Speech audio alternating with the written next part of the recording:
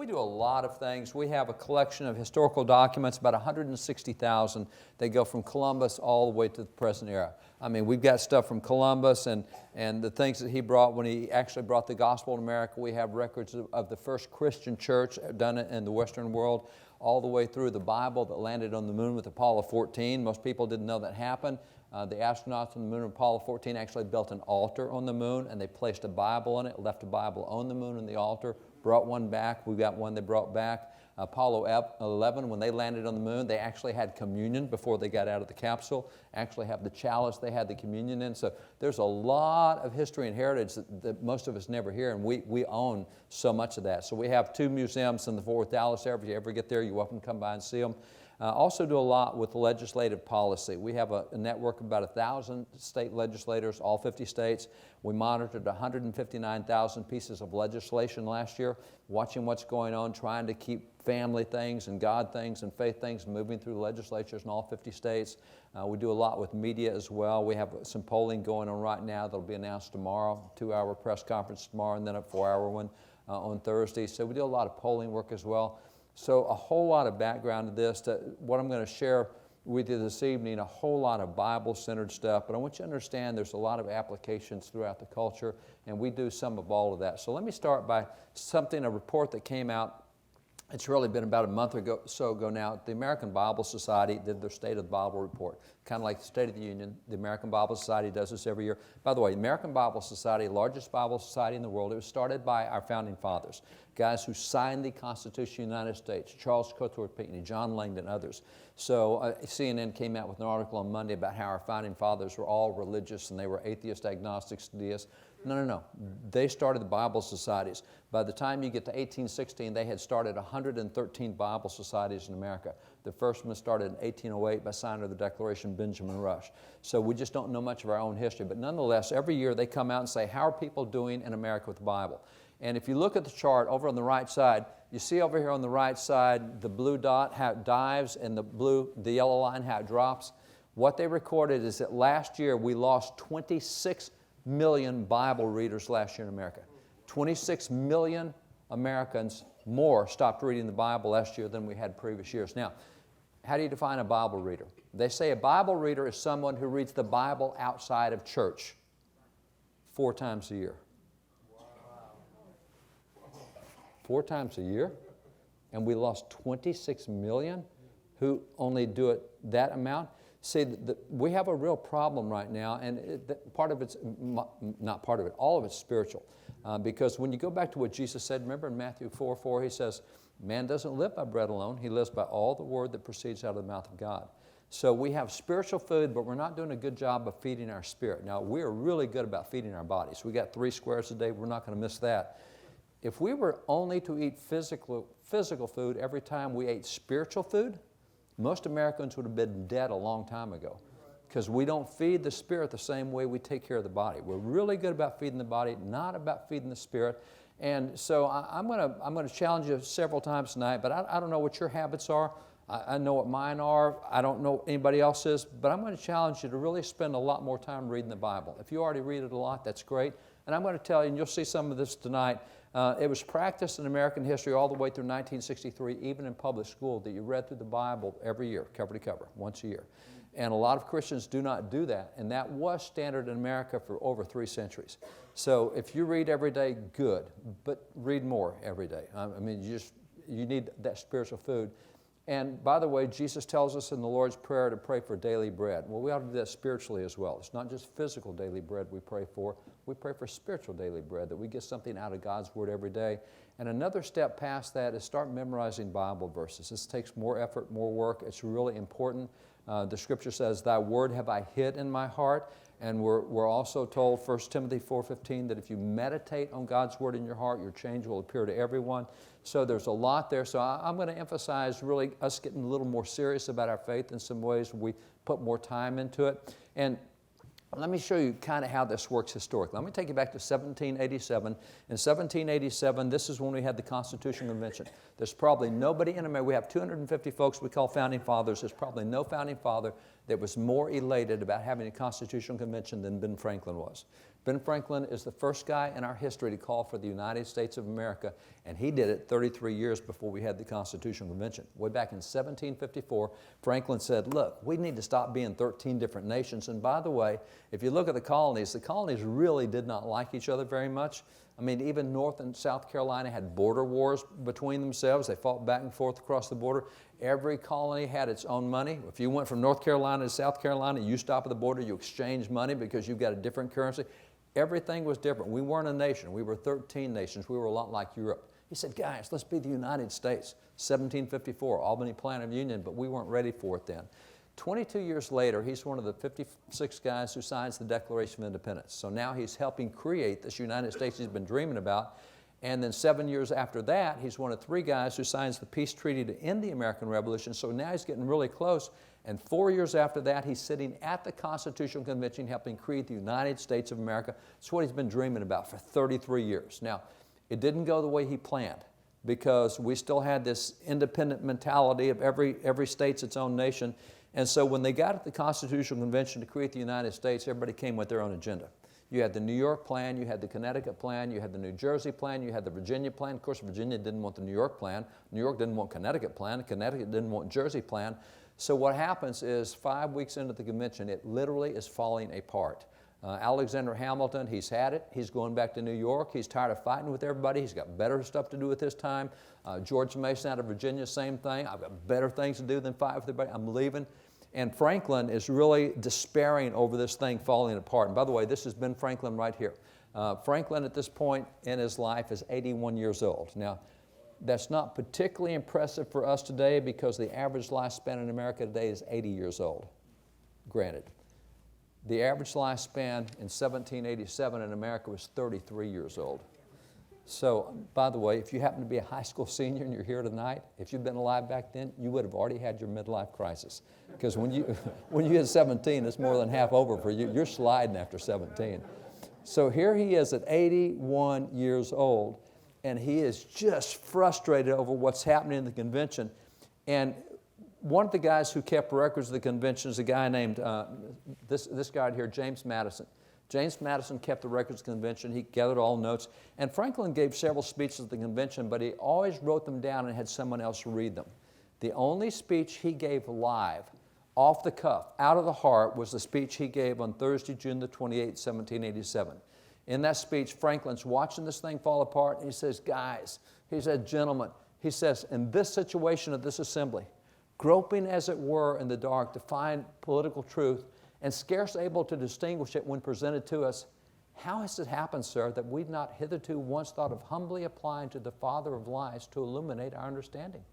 He said, in the beginning of the contest with Great Britain, when we were sensible of danger, we had daily prayer in this room for divine protection. Now, this is the room in which 11 years earlier they signed the Declaration. This is the room in which Congress met.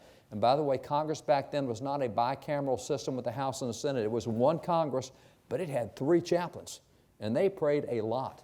By the time you get to 1815, there had been 1,400 government-issued calls to prayer in America. So they prayed a lot. He said, guys, don't you remember in this room we prayed all the time? He said, our prayers, sir, were heard, and they were graciously answered. He said, all of us engaged in the struggle must have observed frequent instances of superintending providence in our favor. And have we now forgotten this powerful friend? Or do we imagine that we no longer need his assistance?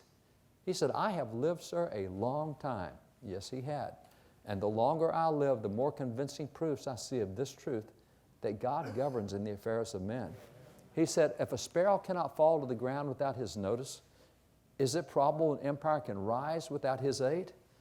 We've been assured in the sacred writings that except the Lord built the house, they labor in vain that build it. He said, I firmly believe this, and I also believe that without his concurring aid, we shall succeed in this political building no better than the builders of Babel, and we should become a reproach and a byword down to future ages. He said, I therefore beg leave to move that henceforth prayers imploring the assistance of heaven and his blessings on our deliberations be held in this assembly every morning before we proceed to business. Now, interesting thing about this speech by Franklin, that speech you just saw, and this is off the cuff. He just stood up and gave it. Madison wrote it all down. He gave the speech out of the heart, it's 14 sentences long. Here's the question I've got for you. How many Bible verses did you just see Franklin quote in 14 sentences? The answer is 14. These are the Bible verses that Franklin just quoted. Now, I've never had any group anywhere give me more than 7 that Franklin quoted. And Franklin's considered the least religious founding father. And he quotes 14 Bible verses. And by the way, least religious is a comparative term. Least is compared to what? You know, somebody in the room tonight is the least religious person here. Doesn't mean you're irreligious or anti-religious. Maybe you're 99.6% versus 99.7% for the rest of us. So least religious, he's the least religious of them, but 14 Bible verses he quotes. How did he do that? Jesus tells us how he did that. Remember what Jesus said in Matthew 12:36? He says, 12:34, he says, out of the abundance of the heart, the mouth speaketh. How did all that stuff come flowing out of Franklin's mouth? Because he'd memorized it. It's stuff he had put in his heart. That's how come he could cite it. That's how it could come out without notes. He had memorized it. So he had a knowledge of the Bible that's pretty amazing, and we look back to that. And let me give you another example. Let me take Patrick Henry. Now, Patrick Henry, and by the way, before I do that, Franklin, really humorous letter that he has, well, actually he has an exchange. He's good friends with Reverend Samuel Cooper, and Reverend Samuel Cooper is a gospel minister up in New England area. He's in Massachusetts and Boston. And he and Franklin are good friends, and they write back and forth and back and forth. And on one of the exchanges, Franklin says, you know, he says, when I speak to crowds in America, it's totally different than when I go to Europe. When I'm in Europe, when I'm in England or France, total different way I have to treat the crowds. And this is what Franklin said.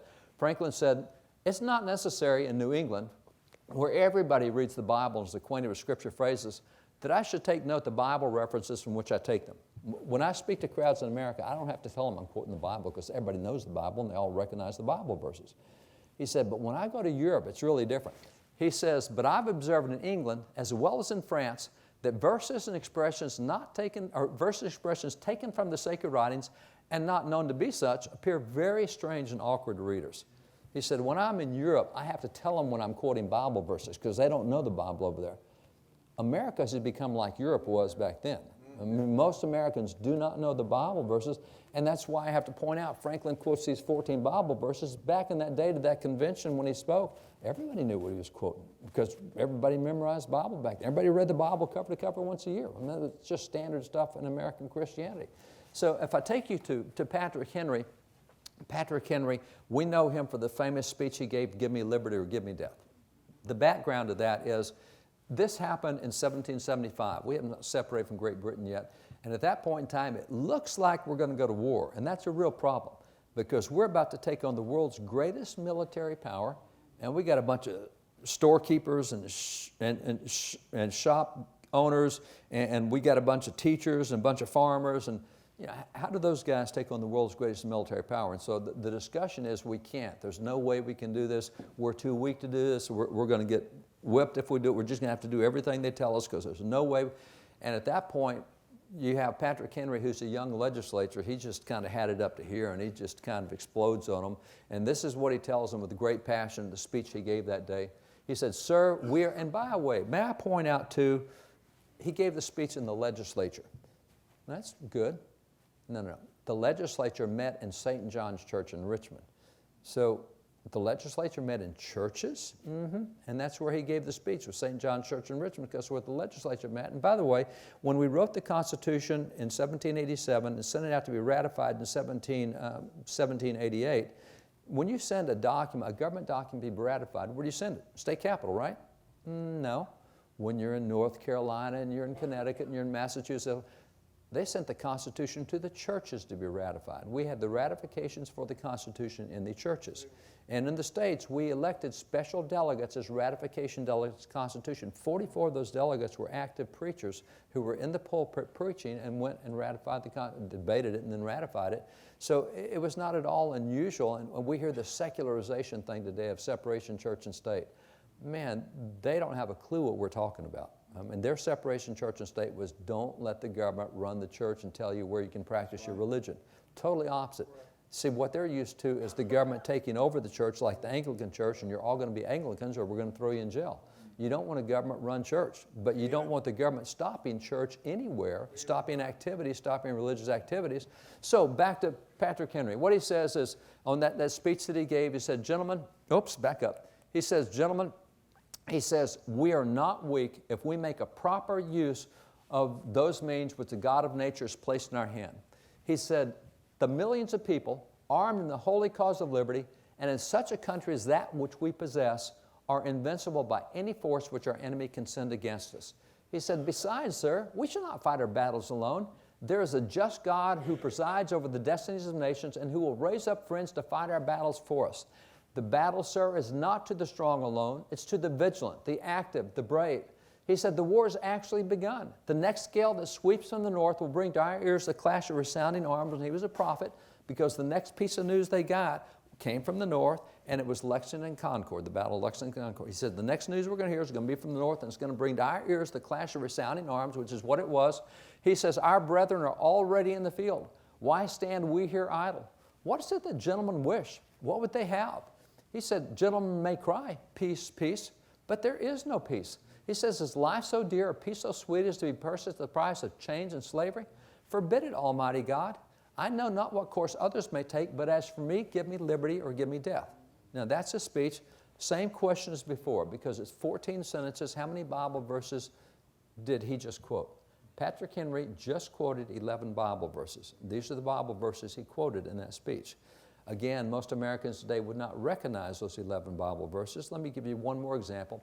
Go to George Washington. When George Washington became president in 1789, the only president we've ever had, elected unanimously, and he was inaugurated. And after he's inaugurated, he said, you know, he said, we used to be 13 separate nations, now we're one nation, but we need to think like that. So I need to go visit every state. So he made a plan to go ride to every state and visit them as the President of the United States, let them know that we're all part of one nation now, reinforce it. And so he did that. And as he lays out the plan, which state he's going to, one of the states he's going to, like the other 12, is Rhode Island. But except the difference was when he went to Rhode Island, there was a Hebrew congregation in Newport, Rhode Island, Jewish congregation. They said, Washington's coming? That's great. And they wrote him a letter. And the Hebrew congregation in Newport, Rhode Island wrote him a letter and said, we so thank God has raised you up for a time like this. We just cannot thank you enough for what you've done for religious liberty and for what you've done for biblical. And they effuse all over him. I mean, they just really love what he's done, and they thank him for religious liberty, etc. And so Washington writes them back a very kind letter acknowledging their letter. And this is what Washington says in that letter. He says, may the children of the stock of Abraham who dwell in this land continue to merit and enjoy the goodwill of the other inhabitants, while everyone shall sit in safety under his own vine and fig tree, and there shall be none to make him afraid. Now, by the way, that vine and fig tree, you should recognize that's a multiple quoted verse in the Old Testament. That is George Washington's favorite Bible verse. He has 33 letters where he quotes that Bible verse. Because sit in shade and safety under your own fig tree means you finally have your own private property where you can sit there, you can enjoy the fruits of your own labor. We're no longer a socialistic nation where the British run us and we don't own our own stuff. It's all about freedom. It's about independence and liberty and self-reliance. And so he quotes that. He continues. He says, may the Father of all mercy scatter light and not darkness in our paths and make us all in our several vocations useful here and in his own due way everlastingly happy. Same question again. 2 sentences. How many Bible verses? And the answer is he quoted 10 Bible verses in 2 sentences. These are the Bible verses he quoted. See, this was characteristic writings back then. One of the things we do in the summer, we have classes, week-long classes for 18 through 25-year-olds going into college. And because people don't recognize the Bible, we'll take a number of Founding Father letters, just line them out and say, here's a concordance, here's the letter. See how many Bible verses you can find in that letter. And it's always shocking to them. We just did Abigail Adams. Abigail Adams just writes Bible verses like crazy, but so does Ben Franklin, so do the others. So it's the kind of thing where we don't recognize it, but when you look at all that's happened here, I mean, how in the world do these guys do it? Again, out of the abundance of the heart, the mouth speaks. And that was just common for back in that point in time. We've got to get to the point where we recognize the Bible and it comes out of us in the same way that it came out of previous generations. So it's important for us to have that. And there's a Bible verse that I want to emphasize for a minute. It's Proverbs 10:22. So talking about daily Bible memory and daily Bible memorization, this is a good verse. Proverbs 10:22. It says, the blessing of the Lord makes rich and he adds no sorrow to it. Easy verse to memorize, but God's blessing is something that enriches your life. And I learned a whole lot about what blessings look like from a founding father named Benjamin Rush. Out of the 250 founding fathers, John Adams said that he's the 3rd most notable founding father. He said, you've got George Washington, you got Ben Franklin, and you got Benjamin Rush. Now, we've never even heard of Benjamin Rush. He signed the Declaration, he ratified the Constitution, he served in 3 different presidential administrations. He started the Sunday school movement in America, so if you got Sunday school, thank him. He also started the first Bible Society in America. He also founded the first Abolition Society in America, trained the first black physicians. He started 5 universities. He started academic education for women. He is the most famous doctor in American history, called the father of American medicine. I just keep going. The guy is just unbelievable what he did. And we have a lot of his original writings. I have his prayer journals where he, as he's going through the scriptures, he just writes out what the Holy Spirit seems to show him. Then here's what he says about animals, and here's what he says about education. He just writes all these notes. And as I was reading through his materials, and he's really being thankful to God. He wants to honor God and thank God for all the blessings he enjoys in life. And so I'm just reading this list of blessings he has, and I came to one that just really, it was really different. He was going through his blessings, and he got to one, he said, and I thank God for all the times I have not fallen downstairs. Run that by me again. That's a little strange. I'll point out, I just ran up the stairs and didn't fall, and nobody noticed that. How come? Because I didn't fall. The blessing was I didn't fall. If I'd fallen, you would have noticed it, and that wouldn't have been a blessing. It's like when you drive to the store to get groceries, nothing happens, you get back home, you don't think about it. If you had a wreck, you notice that.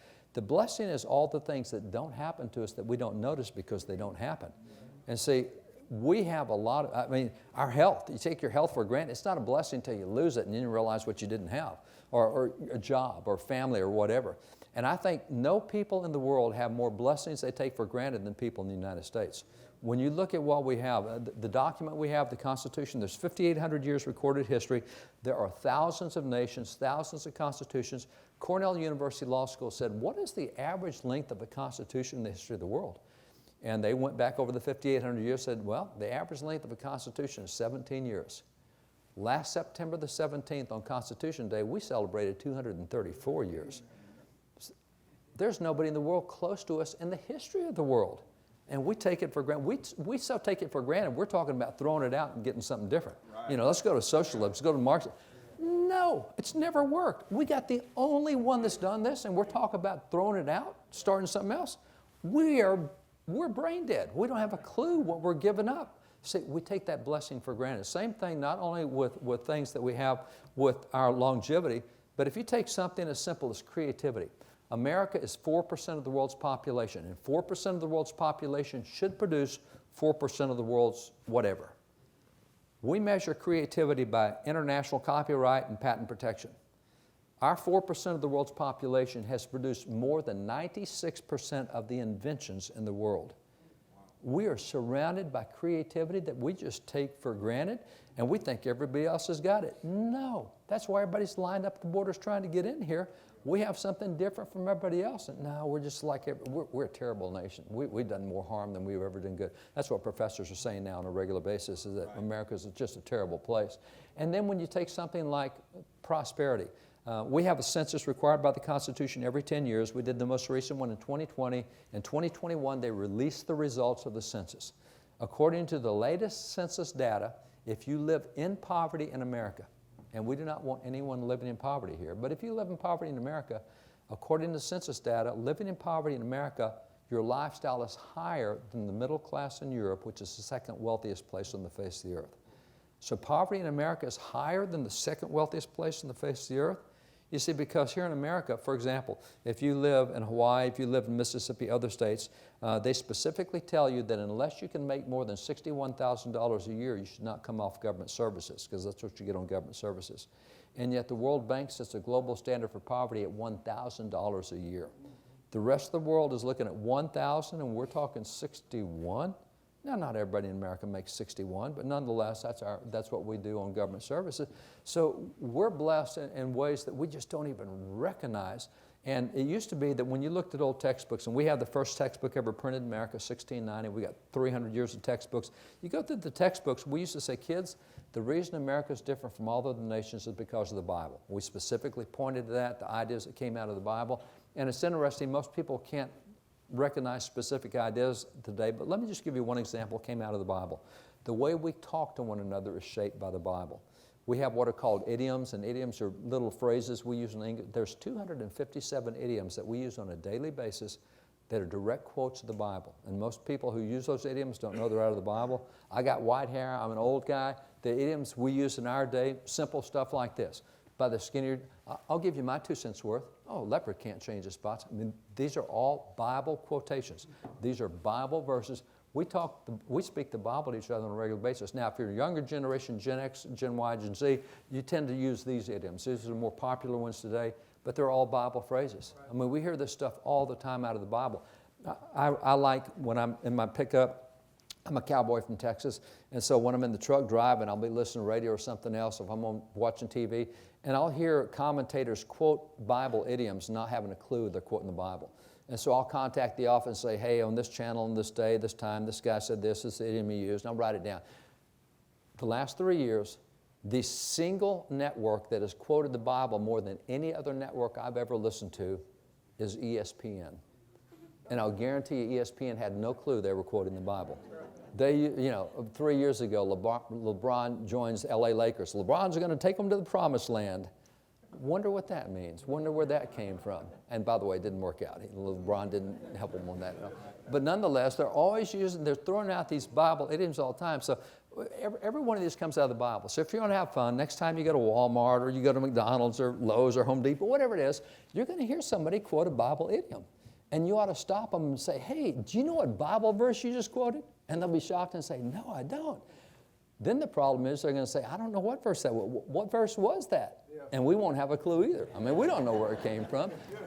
But every one of these has a specific address to them. Every one of these Bible verses, these idioms have a Bible verse. And see, I think where we are today is well described by President John Quincy Adams, who said this. He said, with regard to the history contained in the Bible, it's not so much praiseworthy to be acquainted with it, it is shameful to be ignorant of it. See, we've hit a cultural default. Today, if you had known those idioms, we would praise you, say, I can't believe you know the Bible that well. That's amazing. And back in their day, they would have said, wait a minute, you didn't know that came out of the Bible? Shame on you. See, what's praiseworthy today was shameful back then. You didn't know that's the Bible? That's shameful. See, that's the cultural default. And by the way, for the next few minutes, I'm gonna go through a number of presidents, because you expect me, Pastor Coop, you expect us to say good things about the Bible. What you don't expect is that for 150 years in American history, it was the presidents of the United States who carried the water on the Bible. So in addition to John Quincy Adams, take Teddy Roosevelt. Teddy Roosevelt said, the teachings of the Bible are so interwoven and so entwined with our civic and social life. Notice he did not say spiritual life. He said the Bible is so much a part of our civic and social life, it would be impossible for us to figure what life would be if these teachings were removed. What's he talking about? I'll give you an example. One of the things that has made America unique is the prosperity that we enjoy unlike any other nation, and that comes from our free market system. Now, if you've been an economic major in university in recent years, you were taught by your economics professor most likely that the father of modern economics is Adam Smith. In 1776, he wrote the book Wealth of Nations. That's the birth of the free market. No, it's not. The free market started in 1627 in Abtucket, Massachusetts. We've got the records on it. And the Pilgrims, when they came to America, were a bunch of socialists because that's all they knew. That's what everybody in Europe was. You relied on the king for what you had. That's where you got your job, your food, your income. And when they got here, they all worked and shared everything equally with everybody else. And their governor, William Bradford, talks about the fact they found 1 Timothy 5:8. It says, if you don't provide for your own family, you're worse than an infidel and you've denied the faith. You know, whoa. We're providing for everybody else. Read that again. Provide for your own family. And so he said, okay, here's what we're doing. We're dividing up in families, and if you're single or if you're an orphan or if you're a widow, we're going to put you with families, but we're dividing, and everybody's got to make their own land produce for their family.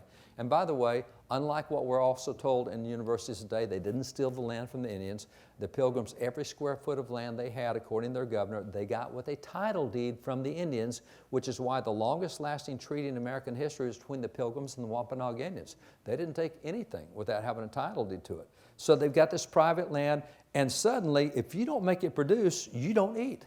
Their productivity went up 7-fold in 1 year, simply because they went to that free market system. See, the next step you'll find happens over in Jamestown. Jamestown, also a bunch of socialists. And their governor, John Smith, said the Bible says, 2 Timothy 3:10, if you don't work, you don't eat. That's the new rule. If you don't work, you don't eat. And suddenly everybody had an incentive to work, and they started producing. They got what was called the starving time. Excuse me. So I can show you those two verses. I can show you Matthew 20, Luke 19, Matthew 25. Those are the 5 Bible verses that built the free market economic system that we use today, the most prosperous system in the history of the world. It's all Bible-based. Now, if you took the free market economic system out of America, which a lot of people want to do, by the way, current polling, 75% of college students want to replace the free market system with socialism. 48% of millennials want to replace the free market system with socialism. That's because they don't know history, they don't know economics, they don't know any of the stuff we're talking about. It's never worked anywhere in the history of the world. It's all right, if America does, it's going to work. No, it won't. It won't work anywhere. It hasn't worked. So you look at taking the free market economic system out of America, you wouldn't recognize America. We wouldn't be the same nation. See, that's what he's saying. It's our, as he said, it's interwoven with our civic and our social life. And I can show you a bunch of other stuff that if you took out of America, you wouldn't recognize this. It came out of the Bible. We just don't recognize that now. You also have President Andrew Jackson. He says, the Bible is the rock on which our republic rests. And if you take President Zachary Taylor, he was a war hero called Old Rough and Ready. Zachary Taylor, he said this. He said, the Bible is the best of books. I wish it were in the hands of everyone. He said it's indispensable to the safety and permanence of our institutions. Notice institutions again.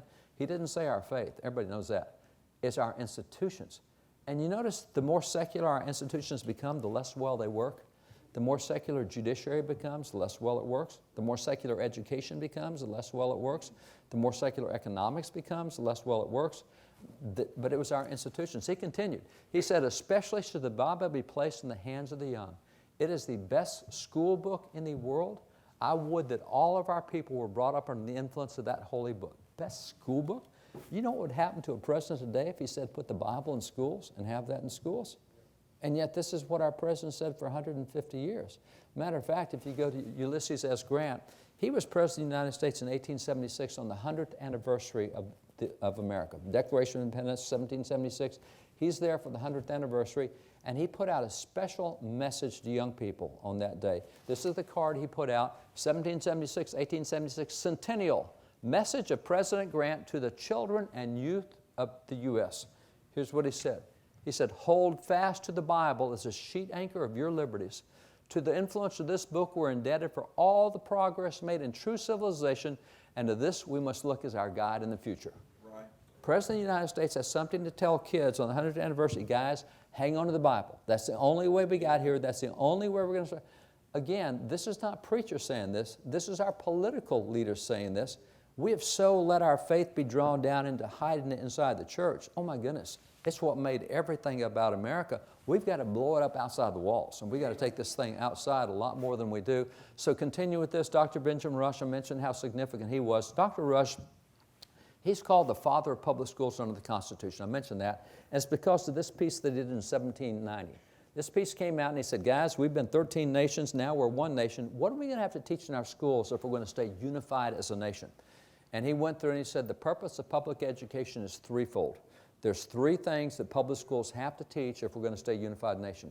He said the number one purpose of public schools is to teach students to love and serve God.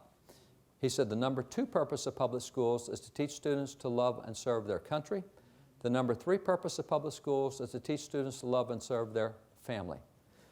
Now, if you look at that, every Christian I know would say, wait a minute, I think it ought to be a little different. I think family goes higher than country because family is so much more important. And he says, no, you're wrong. It should be God, it should be country, and it should be family. He said country goes higher than family because he pointed out if you ever lose control of your country, it will become the great enemy to your family. And that's what we're seeing all over the United States right now. People are figuring out what's going on in the school board. You've been teaching what to my kids? So we've just, even in rural areas like I am, we've just been given it a pass and had no clue what was being taught in so many areas. And we're finding that civic leaders and city council and state reps, and you're doing what? And so people are now figuring out that so much of the attacks on our values and faith have come from losing our political institutions. And so that's why we were involved in that. And by the way, within that framework, let me talk about that for a minute, because this is where voting in America is different from voting in other countries.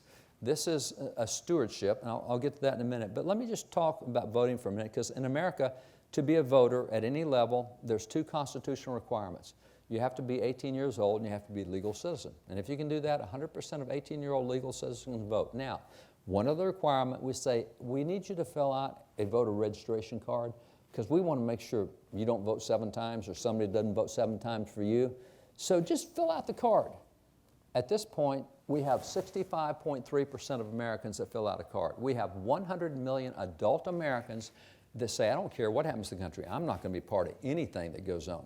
So we have 100 million, and of that, 40 million are Bible-believing evangelical Christians. May I tell you, we would not have a culture war in America if those 40 million got engaged and actually voted their values. Right. You got 40 million of our guys sitting on, it's like playing a football game. Their team has 11 players and we've got 3 players. And we're tied at halftime, which is still pretty good.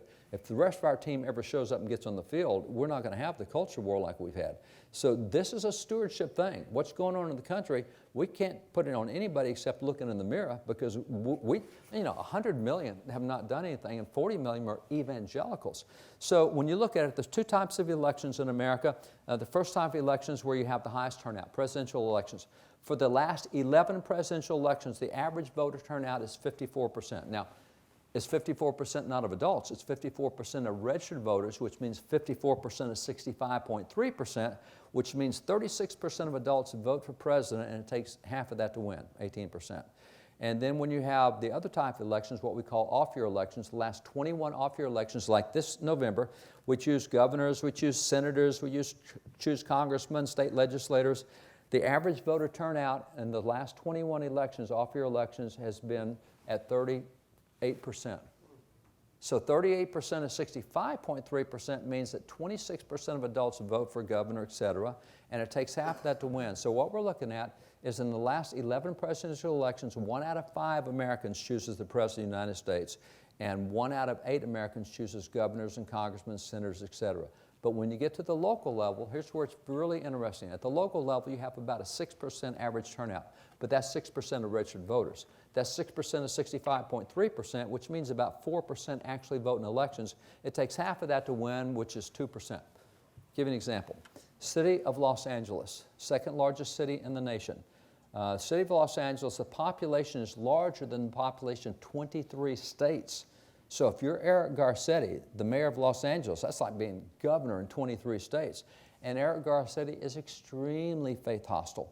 I mean, when COVID hit, he said, one thing we don't need is churches. They are definitely not essential. And so he starts suing and going after them and, just hostile all over.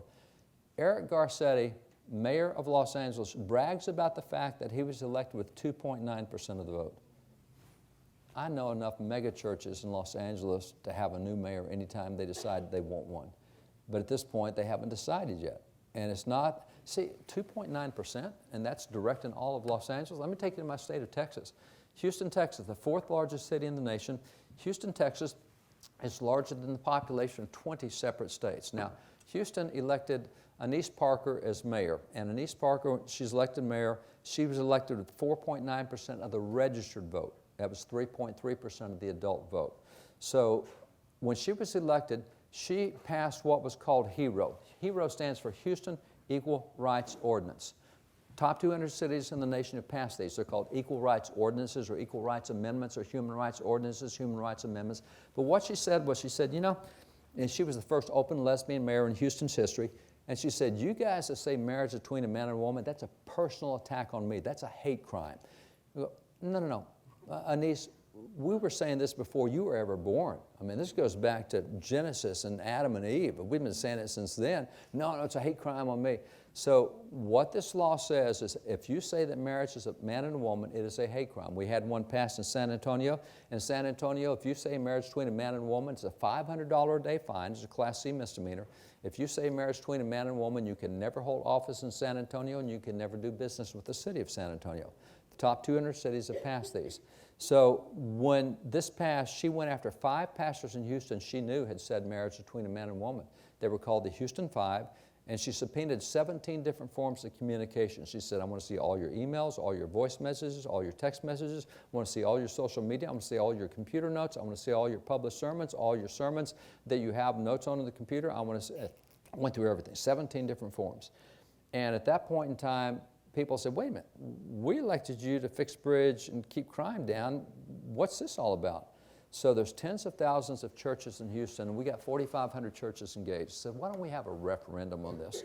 So we got the churches engaged and got enough signatures to put it on the ballot. And the day before the election, the Houston Chronicle ran a poll and said, we're going to get our teeth kicked in. The city is firmly behind Denise Parker on this, and you guys are in the extreme. You homophobes, you're going to get your teeth kicked in. And so the polling was, we're going to lose by 20 points. The next day we had the election. On election day, 14% turned out, and we whipped her by 22 points. It was 61-39 knockdown. Now, 2 points stand out here. One is, look how bad the polling was. They missed it by 42 points. They predicted she would win by 20. She lost by 22. Second thing is, notice 14%. That is pathetic. Yeah, but it's 5 times higher than what it had been when she was elected. And just by Christians raising it that small amount became an exponential win on the other side. I mean, it becomes a clear victory. So just that small Christian turnout made a big difference. Let me take you to Fort Worth for a minute. Fort Worth, Texas, to where I grew up. Fort Worth, 6 years ago, the school board in Fort Worth said, you know, we've been given some serious consideration, and we're just not going to do this gender stuff anymore. Kids can choose whatever bathroom they want. They can choose whatever locker room they want. Kids can choose whatever shower room they want. We're just not going to do gender anymore. When Fort Worth, Texas did that, it was picked up by Arnie Duncan, Secretary of Education from President Obama, and said, I should have thought of that. Brilliant idea.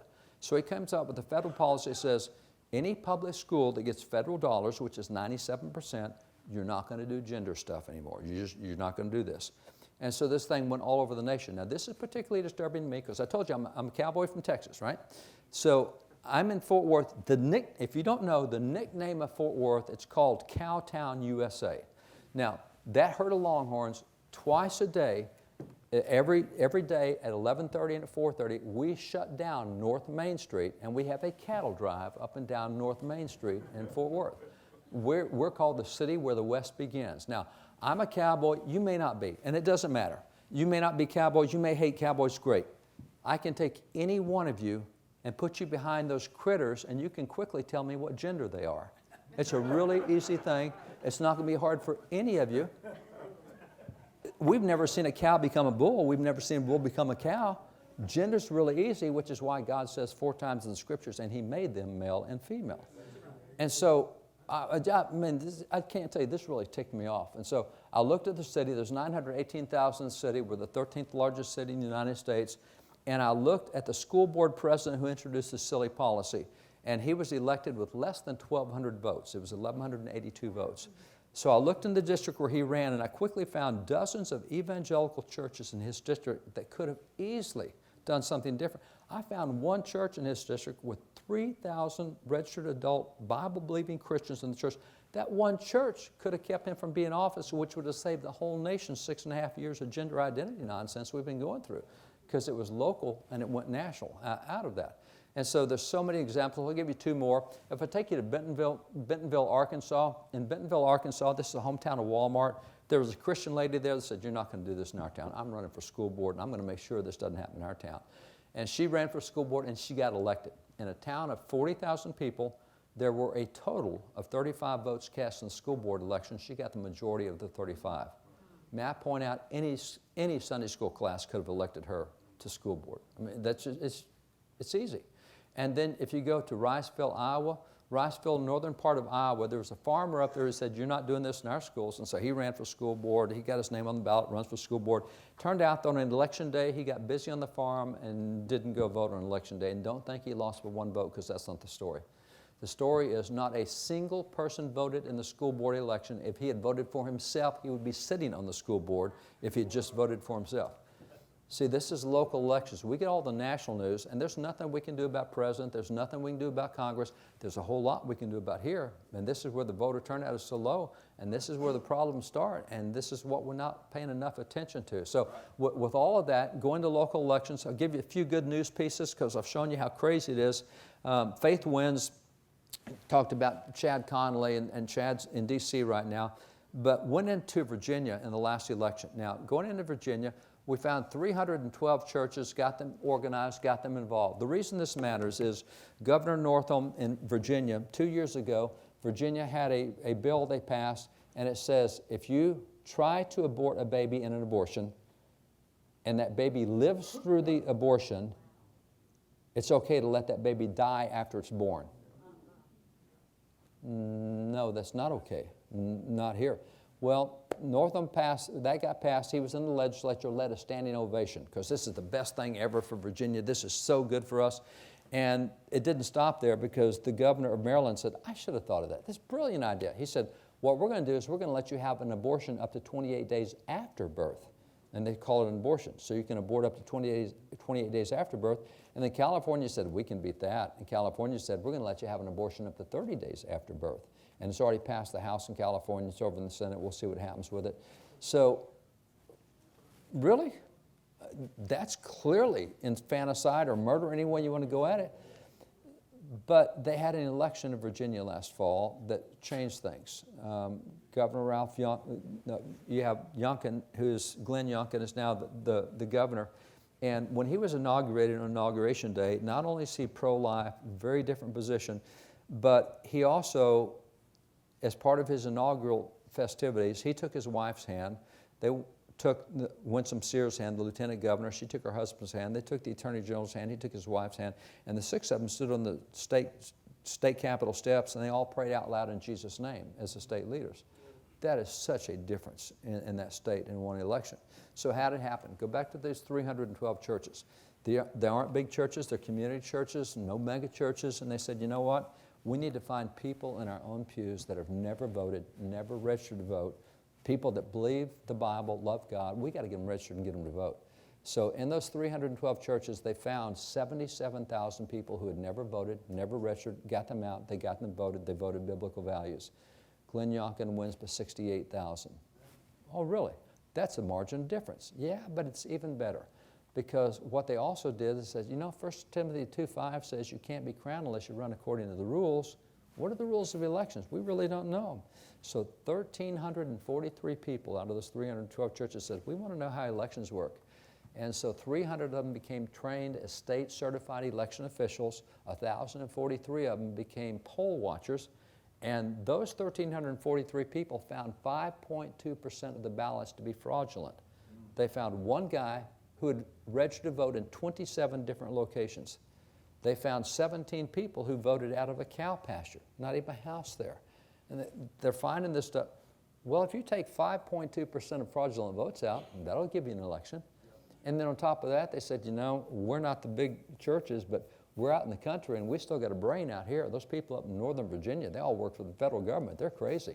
We're going to have to run up the score out here in the country. We're going to have common sense voters vote more. We got to have a bigger turnout than we normally do. So instead of having a 35% turnout, which is normal, the rural turnout in Virginia in that election was 64%, almost doubled it.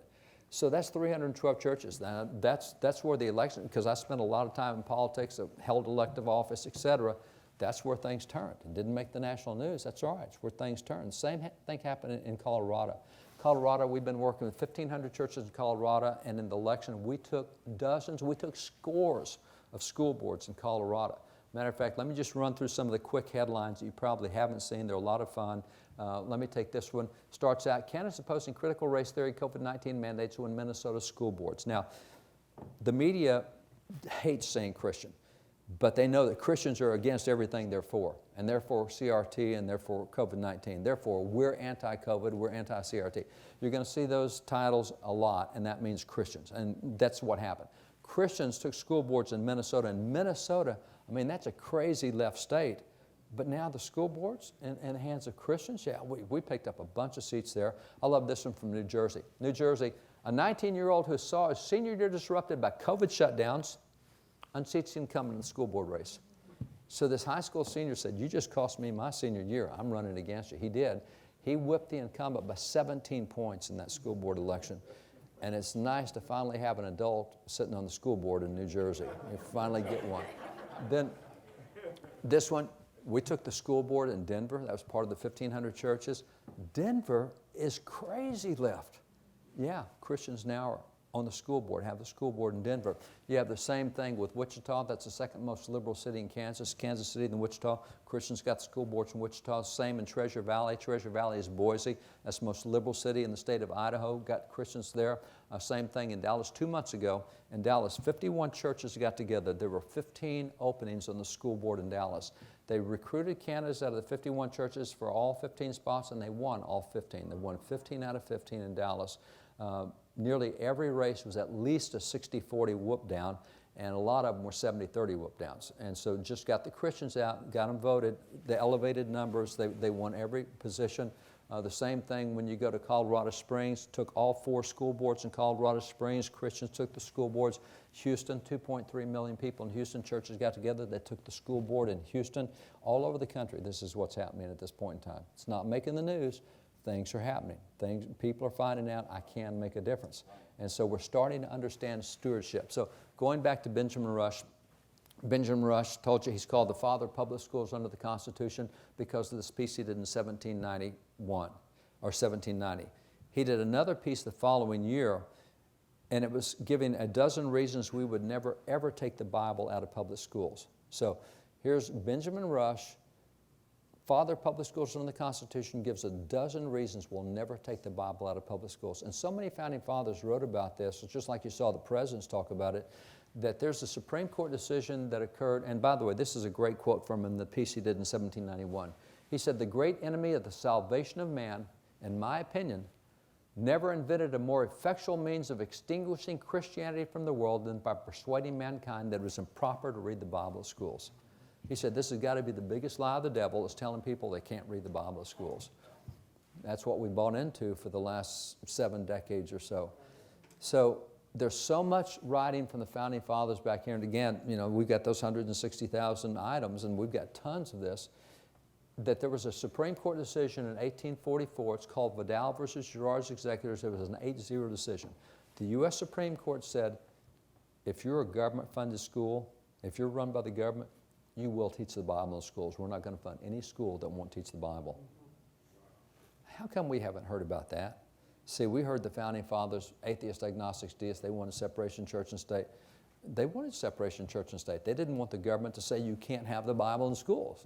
Real simple. They don't want the government shutting down religious activities, which is exactly what it's done. So with all that went on back there, the change happened in 1962, 63. I've been involved in 13 cases in the U.S. Supreme Court. We were involved in a case this year that got won. We're already involved in a case next year. So the decision, the Supreme Court in 62, 63, these two decisions, Apprenticeship, Murray Collette said, no, we're not going to do the Bible in schools anymore. Why would they do that? You read the decision, just like we read it this year to see why the court did what it did. We read the decision, and the court quotes from a psychologist named Dr. Solomon Grazel. And the court said, you know, we've had the Bible in schools for 175 years, but it's just time to do something different. The court said taking Bible out of schools was without legal or historical precedent. That's in the court decision. They just decided to do something different, and they quote him on why.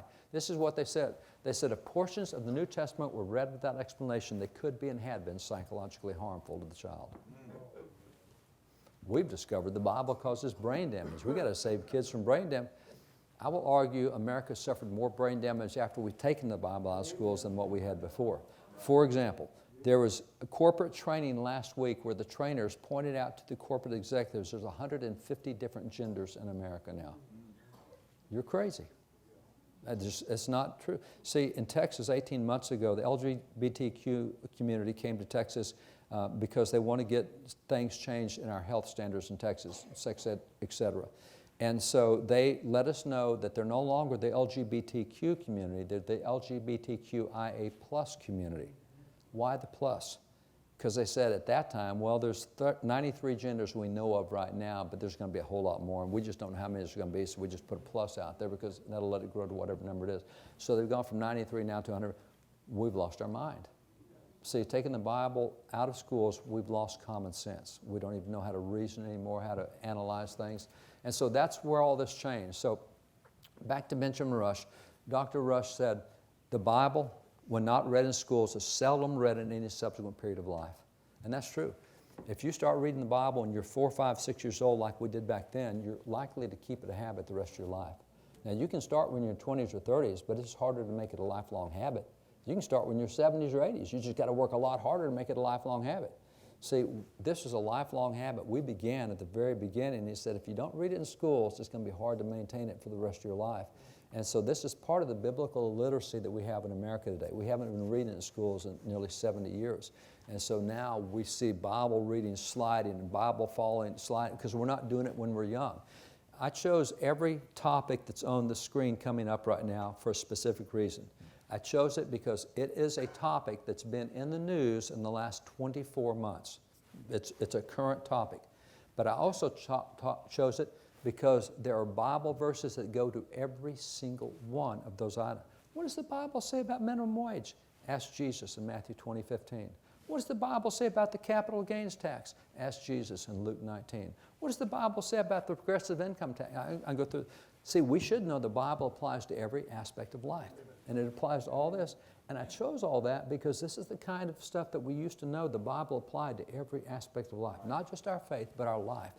Scripture, we're told in Peter, everything necessary to life and godliness.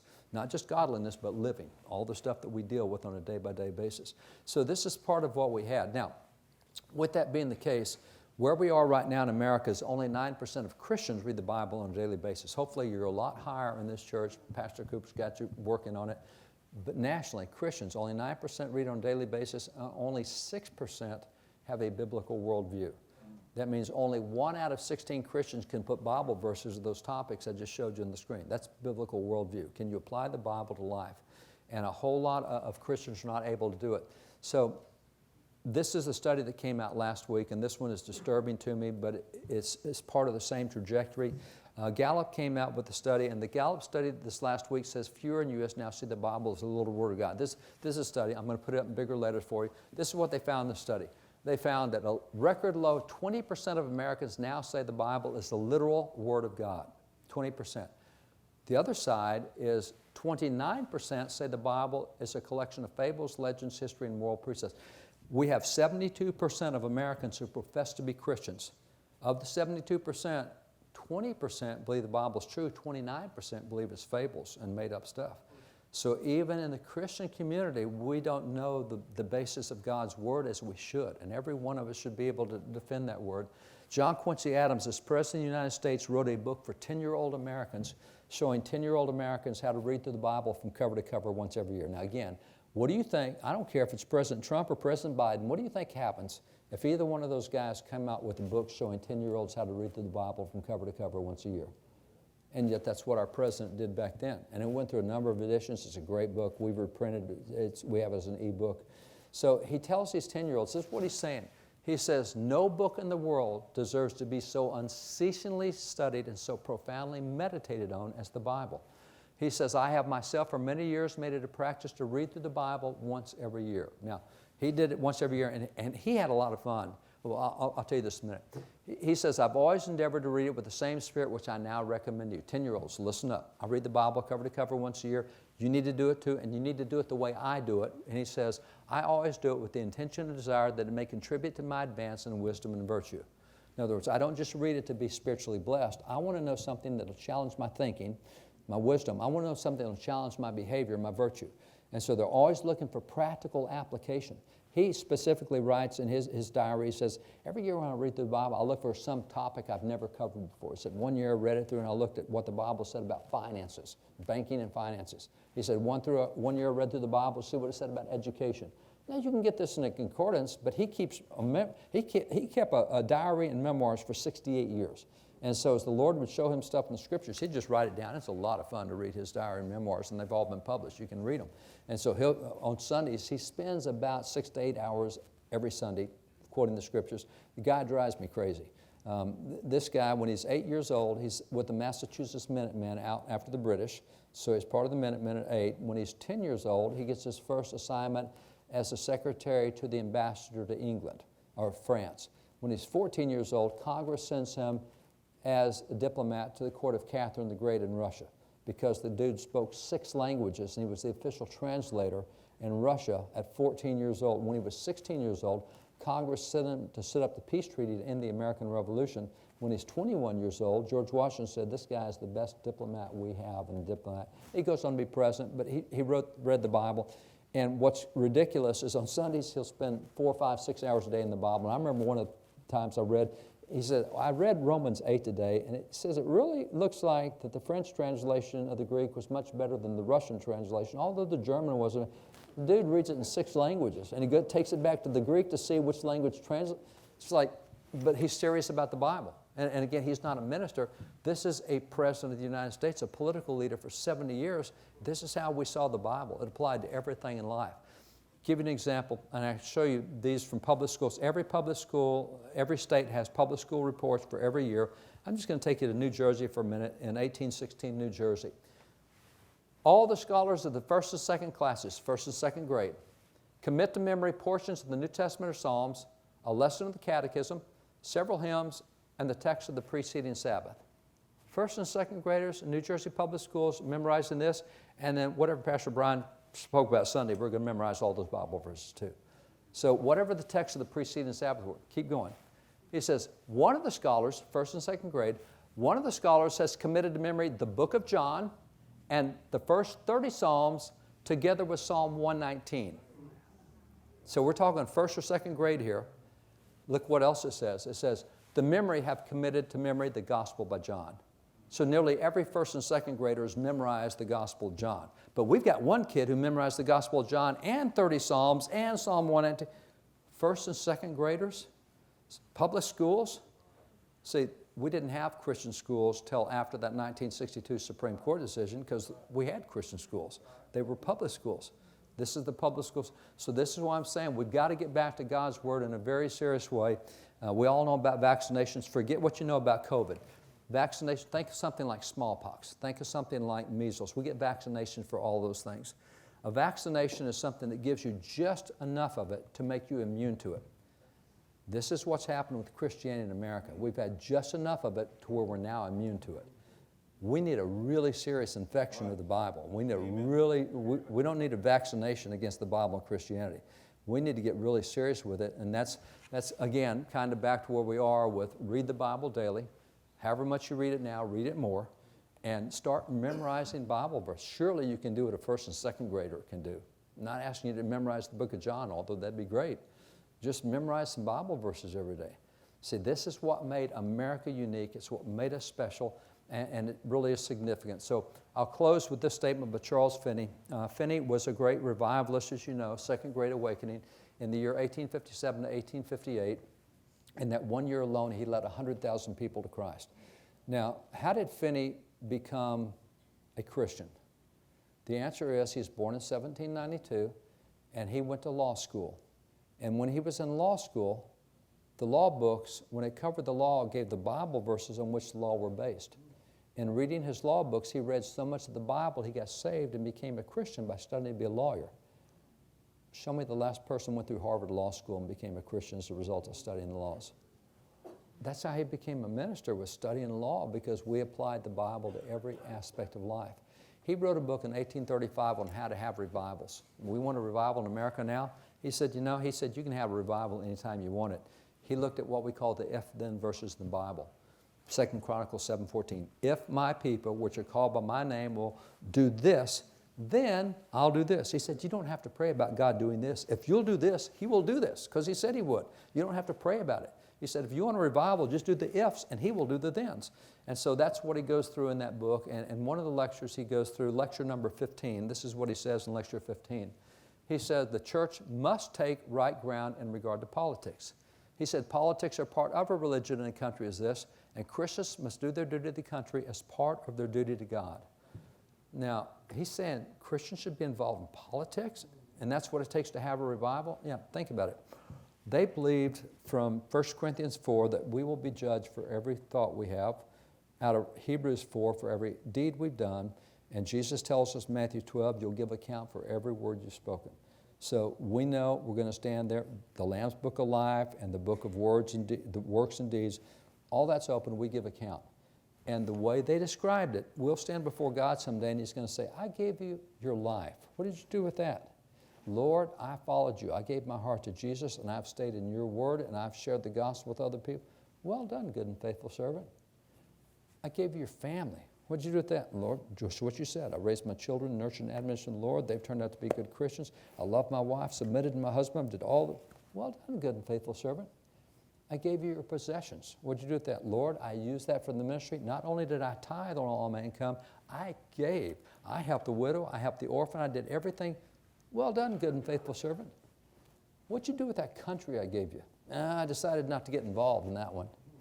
That's not an option. He gave it to us and put it in our hands and said, take care of this till I get back. It's not optional whether we get involved or not, because this is a stewardship country. It was placed in our hands, and that's the way they saw it back then. That's why I said, you got to get involved in politics. If you don't, you can't have a revival.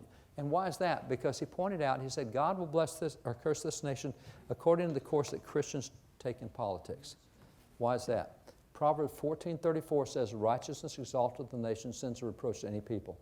If you want God to bless, you have to have policies he can bless. We love to sing God bless America, but my goodness, give him something to work with. You know, he's got to have, so you got to have the right kind of policy. How do you get the right kind of policies? Proverbs 29:2, when the righteous rule, the people rejoice. When the wicked rule, the people groan. Do you think Virginia is more or less likely to be blessed now than it was 2 years ago? Now. God's not going to bless what Northam wanted to do 2 years ago. He can bless what Youngkin's trying to do now, saving lives and preserving unborn life. How did that happen? Elections. Get a different leader in. You can get policies that God can bless. And see, that's part of revival. That's why you got to be involved. If you want God to bless the country, put some people in office that will do things that God can bless, because then everybody gets blessed out of that. If you don't put people in office that do policies God can bless, you're just going to have a hard time having a revival. So that's Finney. That's what he called hindrances revival. If you want to stop a revival from happening, just stay out of politics. And I'm not saying politics replaces the church. I'm just saying Christians should be in everything that goes on and should take biblical influence into everything that goes on. And for us to compartmentalize our life and say, well, God doesn't go over there and the Word doesn't go over there. Yes, it does. Word goes with every aspect of life. That's why we're told it's profitable for everything in life. So if this is new to you, I would recommend to you the book we have at the back table, The American Story, but challenge you just to be involved. Get serious about Bible, get serious about memorization, about Bible study. We had a culture that used to help ingrain us in that. Now you got to work hard for it. I want to share with you a little bit about Faith Works. Let me share a video here to show you what Faith Works is and what we do. What would happen if just 4 to 5% of those 30 to 40 million non-voting Christians got off the sidelines, registered to vote, and showed up at the polls? The church will have a voice. My name is Chad Connelly. When I founded Faith Wins, it was to spread the truth that God's role in America is irreplaceable. Faith wins when people of faith vote their values. Our mission is laser focused on educating, activating, and mobilizing faith leaders, providing them with the tools, the resources, and the messaging to leverage their impact in the political and the governmental arenas. We cultivate, develop relationships with pastors who share the whole counsel of God, who stand for truth. In just a few short years, we've engaged with over 50,000 faith leaders from all 50 states. We've done hundreds of meetings with some of America's leading congressmen, senators, political thought leaders, pastors, and more. And most importantly, we've actually registered over 1 million new evangelical voters during an unprecedented time, an unparalleled success, and all accomplished with just a part-time team. People ask me all the time, what's the secret? It's God's ordained, from the pulpit to the pews, committed to faith, family, and freedom, because with Him, all things are possible. This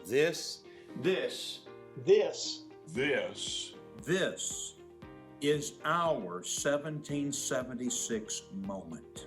Now more than ever, America's founding principles that were built on biblical values are under attack.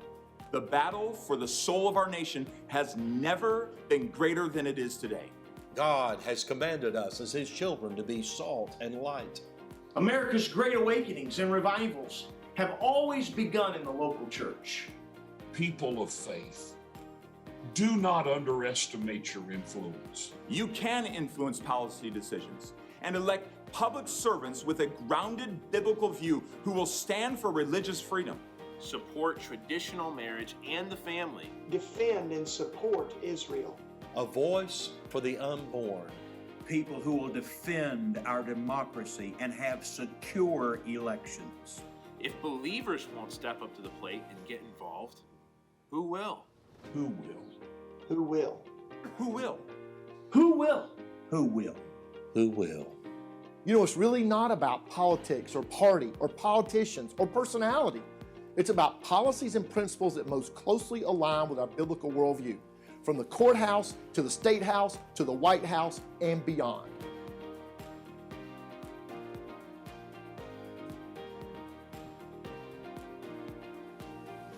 First of all, I just want to thank Pastor Brian for allowing us to come here and David Barton to speak. And I don't know about you all, but what he shares, it's sobering, but it's also encouraging. It makes you just want to get up and go fight and go do something. So let's give David another round of applause for his skill, his preparation. It's not often that you hear history with such a biblical influence, biblical founding, the foundation of our country. Even just the other day we were writing and CNN put out an article, and some people who have, I think, probably hardly any expertise in the area are saying how the country was not founded on biblical principles without God in mind. You can go to all the monuments in D.C. and you can see Bible verses. You can see, I mean, it's etched everywhere within our founding. So I'm really excited to be here. Chad really hates that he missed it and missed being here, and hopefully he'll be back. He's worth hearing. He has such a great testimony, such a great story. I won't share it, but he's doing some good things for us tonight in D.C., and he'll be back with us tomorrow and the rest of our tour. But I just wanted to say just a little bit about myself and kind of where I got to be here tonight. But I grew up in a Christian family. I graduated from Bob Jones University. My parents both in full-time ministry there and churches and music work. And then my grandfather pastored churches for 58 years. And he wanted to leave this earth with his boots in the pulpit, and he did that. He left us and went to be with the Lord in 2013 after preaching a Sunday morning Sunday school lesson at his church. And so I'm just excited to be here. Graduated from Bob Jones. I started working in politics, and then the governor asked me to come work for him in South Carolina. I worked there for a couple years, and then I left and worked for a lobbyist firm, which I hated. I hated working and doing that kind of stuff and not being able to be where I wanted to be, where with Christians who are engaged, who are fighting the good fight. And so Chad and I reconnected a couple months ago at the State House, and I've come on board with them about the last 2 months, and I'm helping with their political affairs for this election integrity project. And then I started about 2 months ago, and I've just started traveling with them, and I'm really excited. And the next month I'm going to be traveling to a bunch of states, other churches, and I'm looking forward to it. I'm passionate. It's exciting, and I love being with Christians who are engaged. And you might be sitting here asking tonight, all right, we just heard all this great stuff. I feel so ready to participate. I want to do something. What can I do? Well, there's two things we want to give you tonight to let you know. Two things that we're looking for, especially with our Faith Wins project, with this election integrity goal that we're doing. One is, if you're not registered to vote, register tonight. Don't wait any longer. Let's register. You already heard the statistics. You heard David tell him about how just a few people can make a difference. Even in some of the last couple of years, it's been just one or two people who have changed the course of an election for some of these. So your vote matters, and it does start at the local level, just like David said. It starts here. A lot of people think, oh, I'm not a big congressman. You know, I can't vote in this race or this race. It starts in your local level, in your church, being engaged, having pastors like Pastor Brian, Paul Smith, and Corey back there who are working with y'all, being our lead pastors of this project here in this state. That's one of the ways. The second way is we need poll watchers, people who can stand and make sure our elections are secure, that we're watching them, they're not being taken and stolen. More statistics, I won't give all those, like David said. So if you're willing to help, even if you would just want to register to vote, right up here, there's a QR code. Does everybody have a cell phone with them tonight? Can everybody lift their phone up with me real quick? Everybody lift it. I want to see all the phones. All right. Open up your cameras.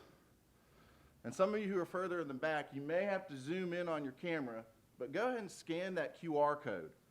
That QR code, there's a lot of information there, not just to register, not just to become a poll watcher.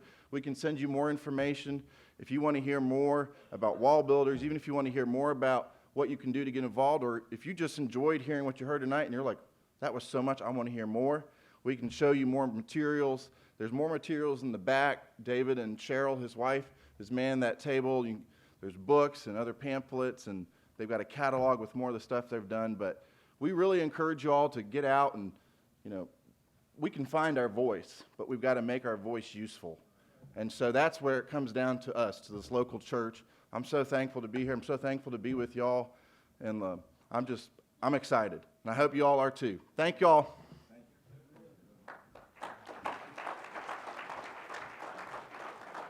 Well, how many of you got enough information there that you got enough to chew on for a little while?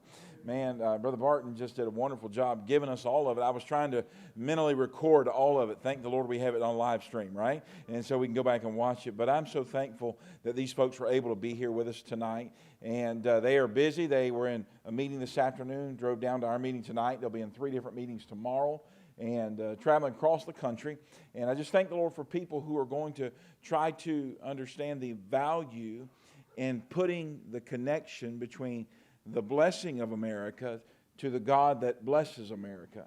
America is great because she is good. If she ever ceases to be good, she will cease to be great, right? And so I'm thankful for these folks. They're going to be at their tables at the back, and I want you to go by, see Brother Paul. He and Brother Corey are a blessing. We love this ministry. We support this ministry. We want to be involved in what's going on at the local level, and we are involved in our own community of what's taking place and the folks that are running. We try to do our best to interview and be involved in connecting with those folks and getting that information to you. And then also, of course, at the federal level, we want to be aware of what's going on. And so stop by the table. If you don't have the book there, The American Story, you need to get that. There's some resources there. Brother Paul and Brother Corey have it, Citizen Impact as well. And so I'm going to ask Brother Barton, if he would, to make his way to his table. He and Miss Cheryl make their way to the table.